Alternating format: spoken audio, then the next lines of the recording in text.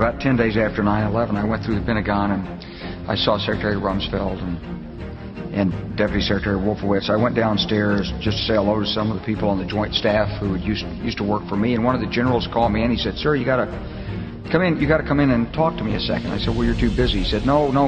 He says, "We've made the decision. We're going to war with Iraq." This was on or about the 20th of September. I said, "We're going to war with Iraq. Why?" He said, "I don't know." He said, "I guess they don't know what else to do."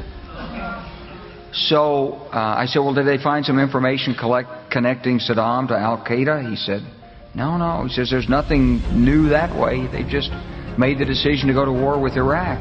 He said, "I guess it's like we don't know what to do about terrorists, but we've got a good military and we can take down governments." And he said, "I guess if the only tool you have is a hammer, every problem has to look like a nail." So I came back to see him a few weeks later, and by that time we were bombing in Afghanistan. I said, "Are we still going to war with Iraq?" And he said, "Oh, it's worse than that." He said, he reached over on his desk, he picked up a piece of paper. He said, I just got this down from upstairs, meaning the Secretary of Defense's office today. And he said, "This is a memo that describes how we're going to take out 7 countries in 5 years, starting with Iraq and then Syria, Lebanon, Libya, Somalia, Sudan, and finishing off Iran."